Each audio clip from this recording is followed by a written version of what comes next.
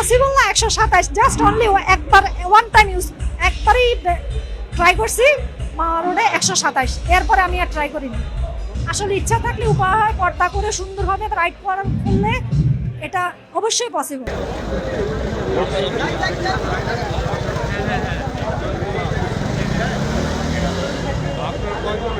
একটা বাইক কখনোই চায় না কি টাইপের জেন্ডার তাকে ইউজ করবে। আসলে জেন্ডার এই বিষয়টা, লেডি রাইডার নামকরণটা কোথা থেকে এসেছে বাংলাদেশে আমার আসলে জানা নেই। আর মেয়েদের সাথে রাইড করলে যেটা ওরা ক্লাশ, মানে একটা ক্লাশ সৃষ্টি, যেটা আমি কখনো মেয়েদের সাথে রাইড করি না।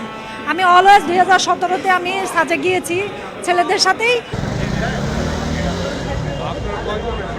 আমরা কিছুক্ষণ আগে মাঠেও দেখছিলাম, এটি আসলে কিভাবে সম্ভব এবং এটি আসলে আপনি কিভাবে করেন?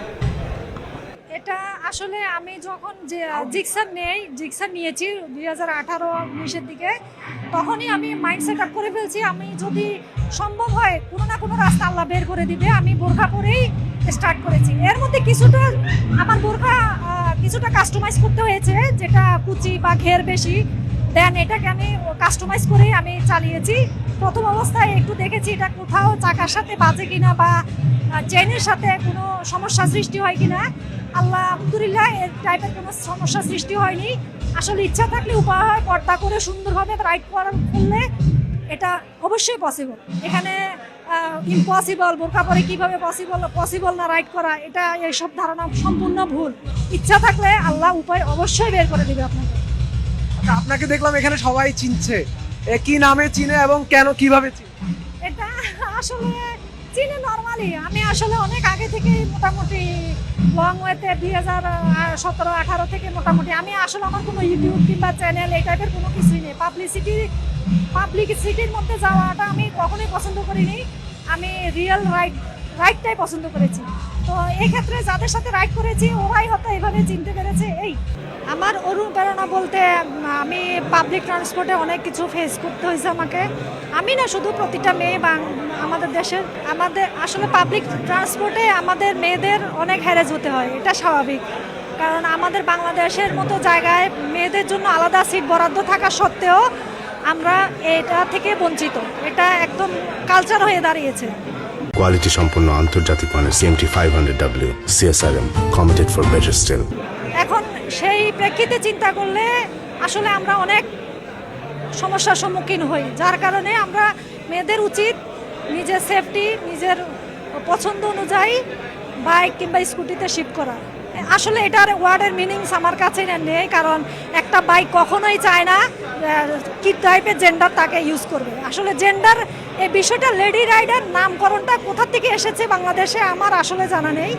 একটা বাইক সবসময় চায় একজন ভালো রাইডার এবং যত্নশীল রাইডার, যে বাইকটা সে চালাবে তার উপর যাতে সে যত্নশীল থাকে এবং সেফটি গিয়ার পরে, হেলমেট পরে সুন্দরভাবে রাইড করবে, এটাই হচ্ছে মূল কথা।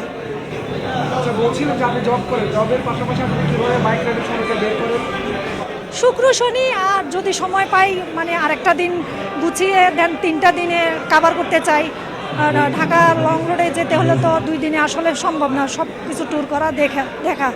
সেই ক্ষেত্রে আমি 3 দিন হাতে নেই, 4 দিন হলে আরও ভালো হয়। তো এভাবে ম্যানেজ করে আমি আসলে এক্সপ্লোর জিনিসটা আমি পছন্দ করি,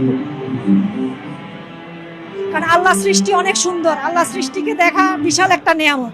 আচ্ছা, আপনি বলছিলেন যে আসলে ছেলেদের থেকে বেশি মেয়েদের সাথে রাইড করেন, এটার পেছনে কারণ কি?